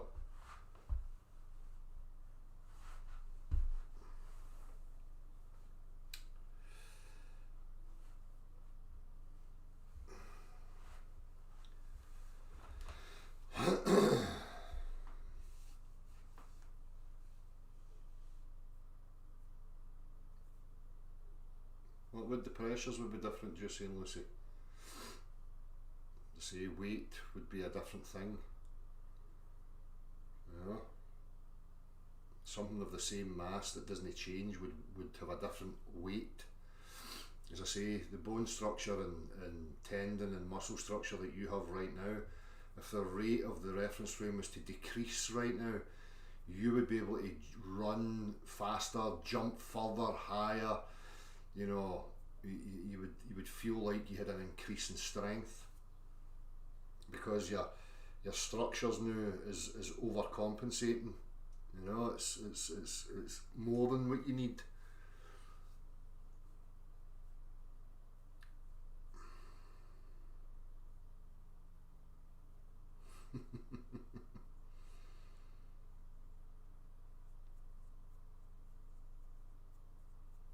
Shows a picture of flat earth, and water can curve in gravity is real.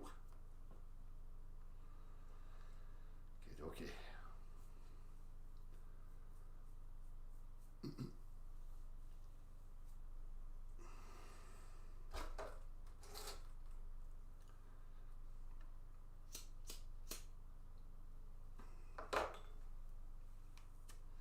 Just like the men in the moon, Sean, exactly. Because when they're talking about gravity, they're talking about that, they're talking about the motion. You know? So if you were to jump to a different reference frame, a different planetoid right now, that was moving at a different rate, then the gravity would be different.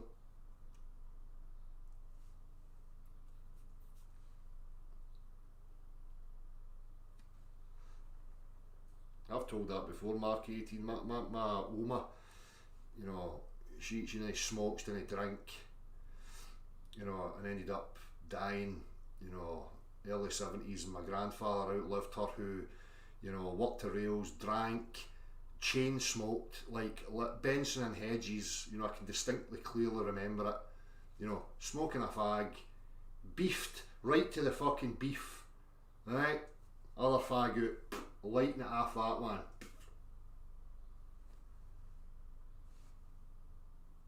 You know, again, these aspects of reality that you wonder, are they determined, are they deterministic, you know, does everybody have a time scale, you know, and that time is just your time? I mean, again, these are all questions that are surrounded by the fact that there's so much we don't know. You know, we're all human, people are assuming they know what reality is and life is and blah blah blah, and none of that's established. We don't know what this is, you know. I've seen that type of story so many times. You know, what was the one Bill Hicks spoke about, the jogger guy who wrote books on jogging and healthy lifestyle and blah blah blah blah blah, and died or had a heart attack while out jogging. You know, and people who didn't jog and smoked and drank all their life outlived them by decades. So these people that come with these certainties about these things that are unknown, oh, do this for your life and don't do that for your life and blah blah blah blah blah blah. What grounds do you have for any of that?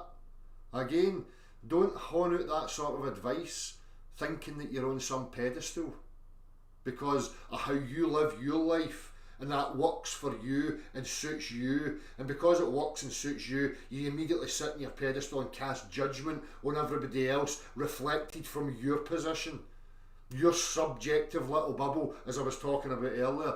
And I'm sick and tired of people that do this stuff.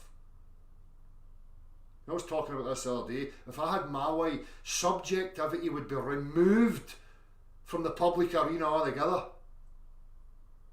Never to be publicly broadcasted in any form whatsoever.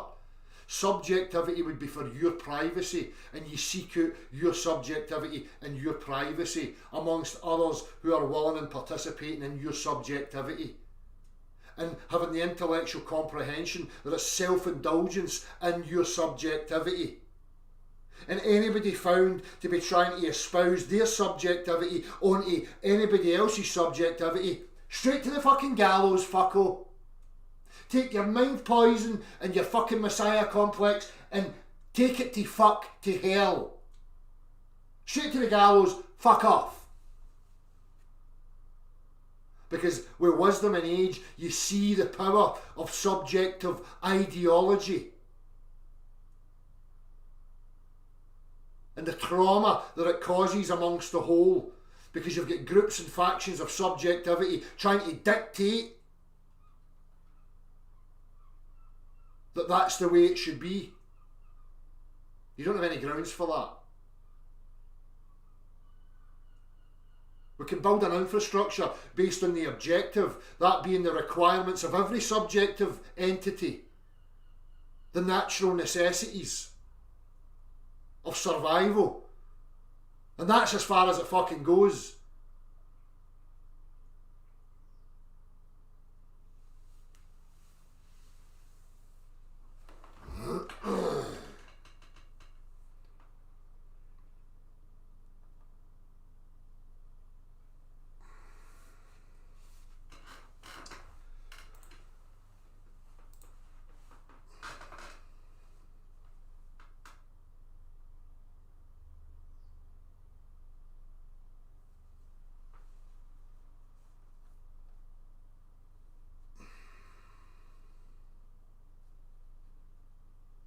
Victory, Andrew, and this is it. You know, again, people are just listening to these fucking charlatans on YouTube.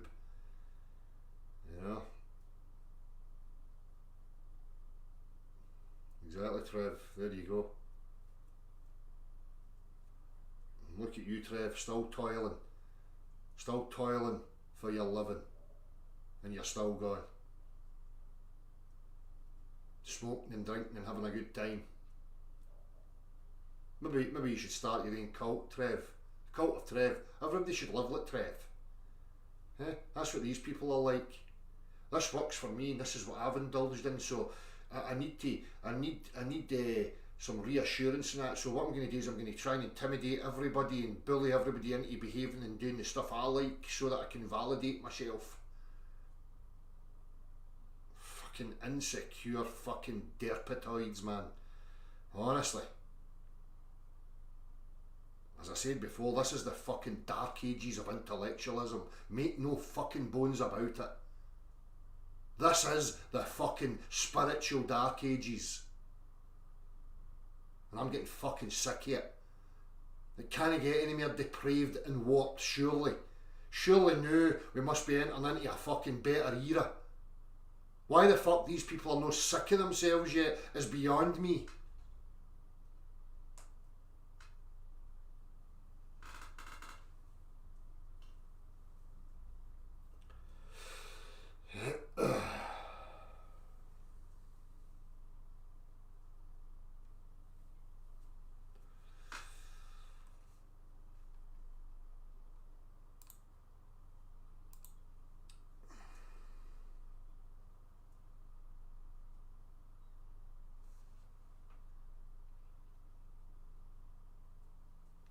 Ruckus. You know, and that's the power. I've seen that with my granny. The power of placebo. You know, she worried herself ill. She, you know, there's a lot of that kind of psychology that again comes back to ideology and the power of influence. You know, if a subject has a deep faith and belief in a medical profession, and that medical profession tells them something, then that can have a catastrophic effect. You know, we all know the placebo is a real thing.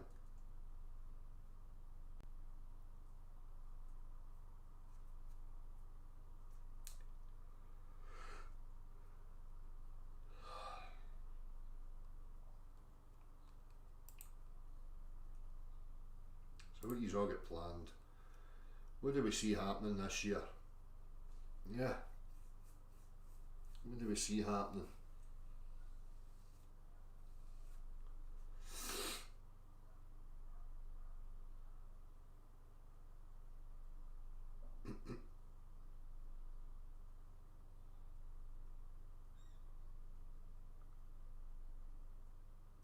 forever. What a preposterous thing, Trevor. You know? I liked that. There was a series on Netflix called The Good Place. And it's basically a kind of after death scenario, or going to the good place or the bad place. I'll not ruin it for anybody, but it ends up like that at the end. You know, being in the good place for thousands of years, and they have the option at the end to walk through a little archway once they're fed up. Because how long could you go before, I mean, what else? Eventually you're going to run out of stuff to stimulate you. But this is part of the fear factor, the fear of death, this, you know, fear death, try and live forever nonsense. These, you know, dichotomies again that they create within the psyche of people, that have people fucking running from one point to the other. You know, it's atrocious.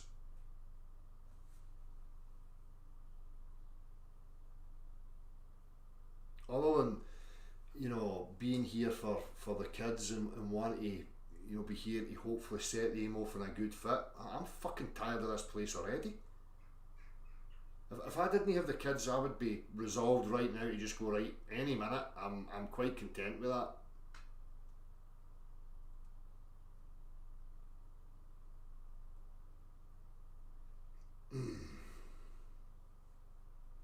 Hopefully, Trev. Hopefully this year, mate. I don't have the bike anymore, right enough. I've lost another one to fucking financial fucking stresses. So I don't know if the fucking bike gods are going to favour me this year and somehow find a way for me to have a bike this year. I don't know. But either or, hopefully that, or we'll have the camper running. So could well be, Trev.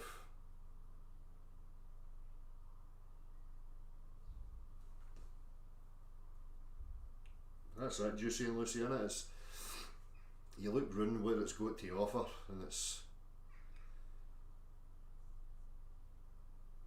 if we were all focused on turning the place into a big fun park, a big fucking, you know, free expression every turn, then I would probably be bouncing out my bed and willing to take part every day. But to jump out your bed to willfully participate in your own enslavement while listening to fucking mindless fucking diddies talking about nonsense, their favourite colours and the weather and their football teams, and trying to piss on each other to get one up and all that.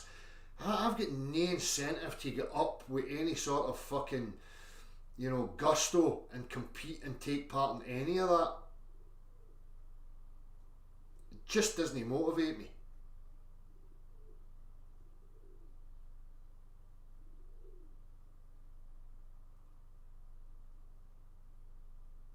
I hear you, Phil. It's certainly like that, you know.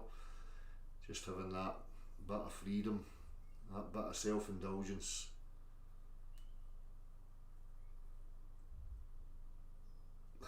Anywhere away from the dark clouds, exactly, one man. As I say, hopefully when the weather's better, you know, we don't want to head north because of the Midgey situation. So coming down the way and visiting the likes of Trev would be absolutely spot on. Exactly, Mick, that's all you can do. That's what keeps you grounded. They'll need some water slides, aye. I need some sunshine and some fucking water parks.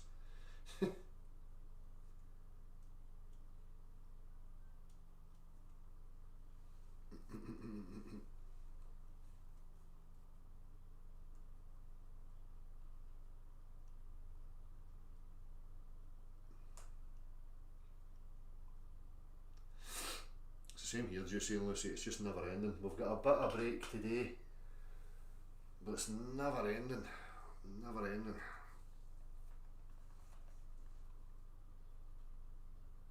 Get across the channel, well, hopefully. It's just the constraints, it's difficult, you know. And to, you know, take your young children, you know, maybe I'm just not willing to take the risk enough, that's my own fears, but you know, I have issues with that, taking my own children into situations on a shoestring and not having the funds to get us out of situations is a bit concerning, you know. Because if I had the funds, believe me, I would be there by now.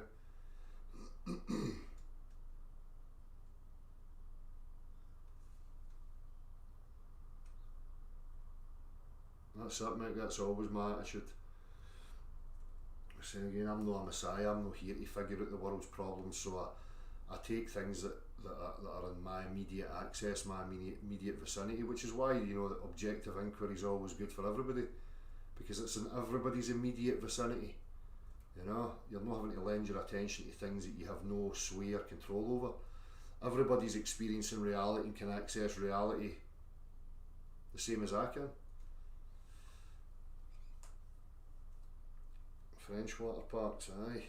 Any water parks where the fucking sun shines. You know? I would slide down a fucking sewage drain if it was in the sunshine. I've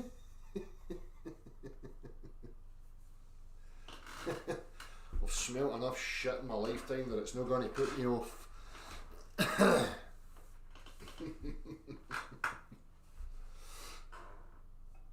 Anywho,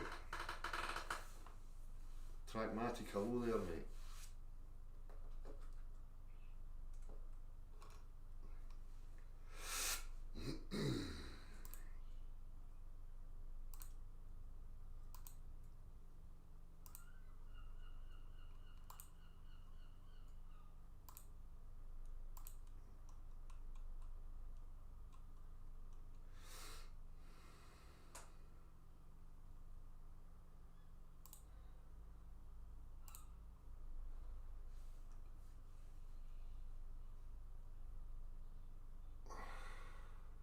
Just his job, it has to do it in the rain.